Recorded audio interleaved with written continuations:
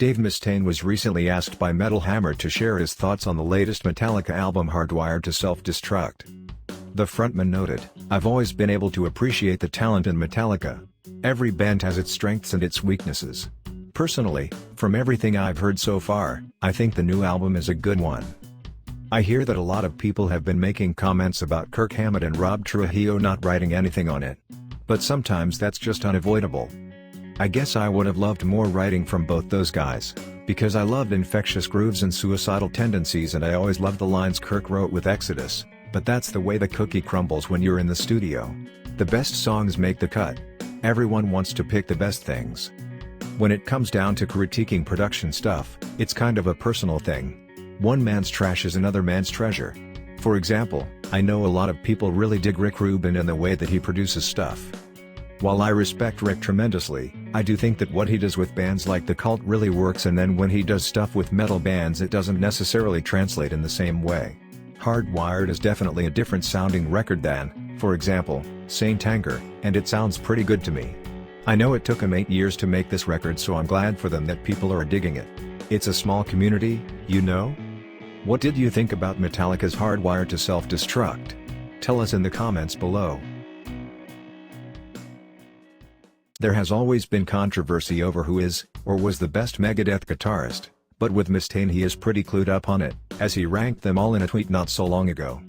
As you can see, the rundown doesn't feature Megadeth's original second guitarist Greg Handevidt, who was in the band only in 1983, nor Slayer's Kerry King, who spent a brief period in the Death Fold during 1984, but does include Mike Albert, who performed as a touring member and temporary replacement for Chris Poland in 1985. As Kiko is the number one in this list, he did have some great things to say about him in an interview explaining to Rev 96.7.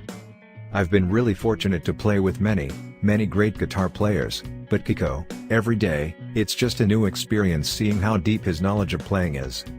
Some other guitar players I've played with were really great at what they did, but their depth was only in one genre. For example, Chris Poland is a remarkable jazz player, and I had to kind of teach him metal, because he didn't know anything about it. And Marty was very much into metal but also had a lot of Middle Eastern playing styles. Now Kiko has metal, he's got bossa nova, he's got classical, flamenco, so many other different styles, the possibilities are endless. And I think that's evident on this new record, Dystopia. The guitar playing went up considerably from the last record. Who is your favorite Megadeth guitarist? And would you agree with Dave Mustaine's opinion? Tell us your thoughts in the comments below." Dave Mustaine says that his initial vision for Megadeth was to destroy Metallica. Asked by a fan earlier this year on Twitter what his measure of success was when starting Megadeth and what his vision for the band was, Dave responded, "My measure of success was if I ate that day or not, and my vision was destroy Metallica and stop living in a van. Good thing I got over my animosity for leaving the band. I'm glad we reconciled. Where's the big four shows?" Mustaine was a member of Metallica for less than 2 years, from 1981 to 1983, before being dismissed and replaced by Kirk Hammett. He went on to form Megadeth and achieve worldwide success on his own. Mustaine feuded with the members of Metallica for more than 2 decades before finally patching things up over the last few years. He has jammed with his ex-bandmates on several occasions during Big Four shows and at Metallica's 30th anniversary concerts in 2011. He also recently expressed the struggles he had with escaping Metallica's shadow, saying, "It wasn't easy escaping from Metallica's shadow. It takes effort and energy to get a band off the ground, never mind when you have an enormous band stepping on top of your head every time you get above water." Giving the nu metal genre quite a bashing, Megadeth frontman Dave Mustaine noted he'd rather have his eyelids pulled out than listen to the popular late 90s style nu metal, telling Faster Louder how happy he is for the new wave of modern musicians, calling them a new breed of players. With all these new vocal styles, Dave focused on the past, adding, "They had this wave of metal that came through in the 90s, and it was called nu metal. I don't know if you remember it, but it was so bad. I would have rather had my eyelids pulled out."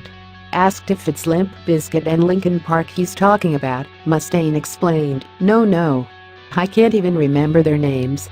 Linkin Park, those guys are good at what they do. I have no problems with those guys. But I wouldn't call them nu metal. Pinpointing the groups he has issues with, he continued, "I'm talking about the bands that wouldn't do guitar solos. Guys who get out there, and they do rhythms and stuff, but they'd never do a guitar solo. It's like, come on, play a solo." But apparently solos aren't cool.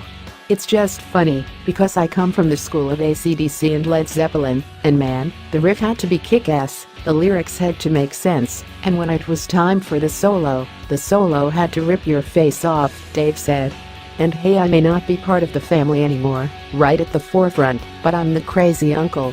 Dave Mustaine also let loose on nu metal bands during an interview with Cry of the Wolf, saying, "During that whole period a couple of years ago, when no one was doing guitar solos, we had a couple of bands go out with us, and I despised them.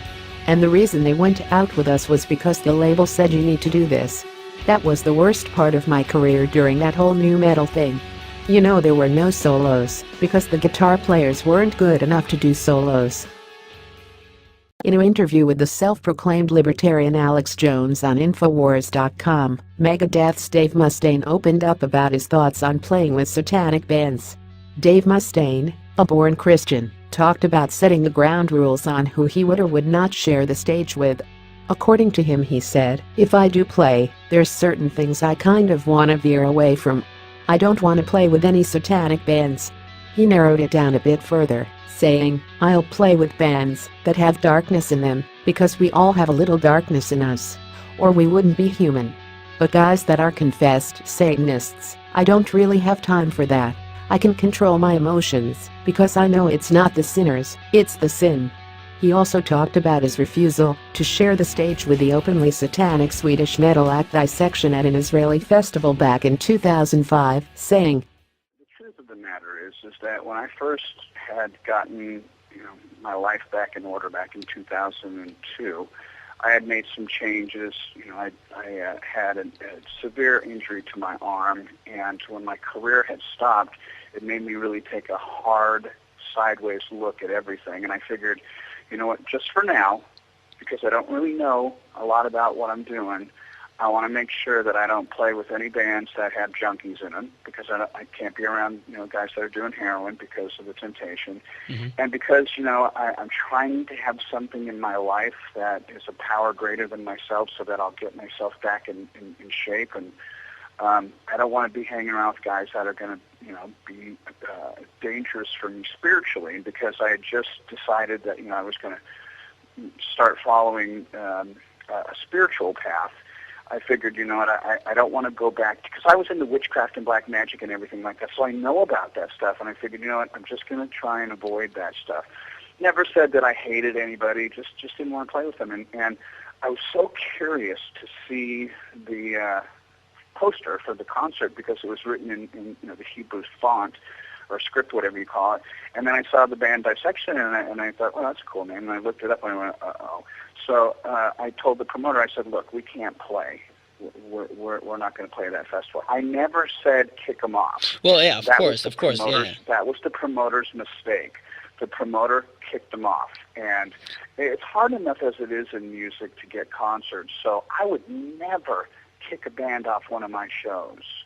Yeah, I would rather me not do it. And when I said, look, we don't want to do it, they unfortunately harmed that band, regardless whether the guy was a convicted murderer, he was a satanic person. We all have a little bit of darkness in us. Now, I've never killed anybody, killed a couple of guitars, but, I've never killed anybody. And the sad thing is, at the end of the day, the poor guy had committed suicide. So, he was a tortured soul. And I know that for me, the reason that I turned to black magic and witchcraft and stuff like that was I had spiritual abuse, and so many things had been done wrong in my life, and there was so much hypocrisy with the people that had said that they were Christians or whatever, Catholic, whatever, the people in my life. They would say one thing and they would do something else. So I really regretted having spent any time in a church, and I really resented people who said that they believed in God, because you would see them do one thing, and then the next day they would do something else, and it's just very confusing as a kid. And I think that's why a lot of us end up being spiritually misled. Probably part of the reason why that poor chap did that too. But we were supposed to play a show with them in France, and they didn't get kicked off that show.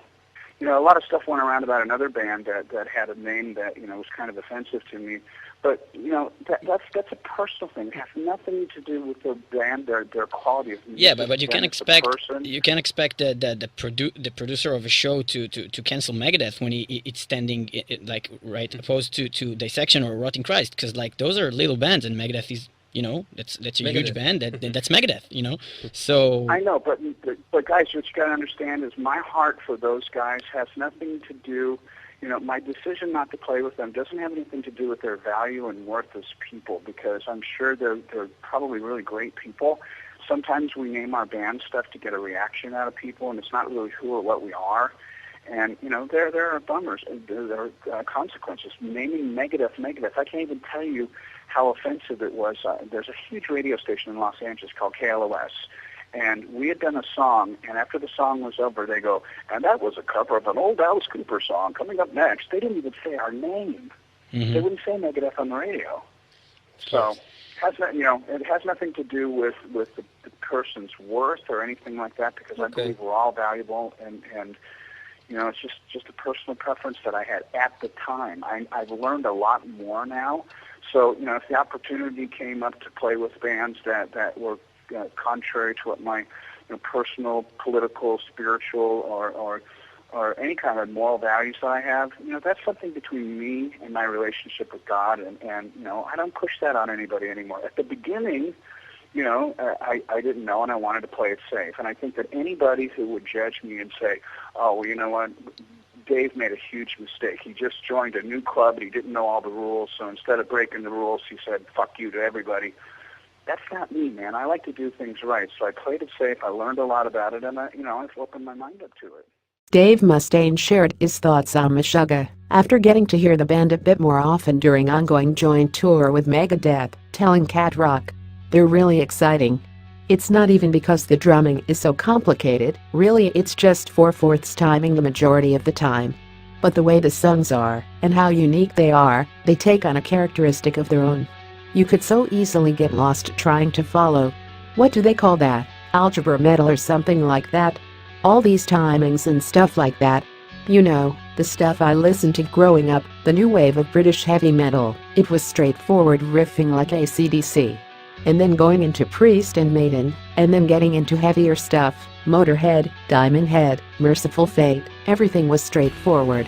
So having a tour with Megadeth, Meshuggah, Tesseract, and Lil Ake where we have these young exciting bands, it's always really entertaining, because I get to see stuff I never would have been compelled to pick up in a record store. It opens my mind a lot. I remember the first time I took out this really great band called the Dillinger Escape Plan. I couldn't understand it, but I just knew they were really exciting. It's the stuff you don't understand you most often miss out on. I wanted to understand, so we took them out on Gigantor. It was a great experience. I thought they were terrific. And that was my introduction to that type of crazy, cerebral metal." He also talked about drummer Dirk Verburen, saying, "As good as Adler was, Dirk's feet are more advanced. I didn't think that was possible, because Chris is such a great drummer. There's a reason why Chris recommended Dirk, and I love him for that. I think that he's a really solid friend for making that recommendation, cause a lot of guys wouldn't do that. He's a true friend, and I was stoked having him in the studio. Dirk is one of the most pleasant, easy to get along with guys I've ever met in my life. I'll walk up to him, and he'll smile, and lean forward, and pat me on the back. He goes, 'How's it going, buddy?' I could say, 'Oh man, anything.' 'Oh, okay buddy.' He smiles and pats me, cause he's just a happy guy.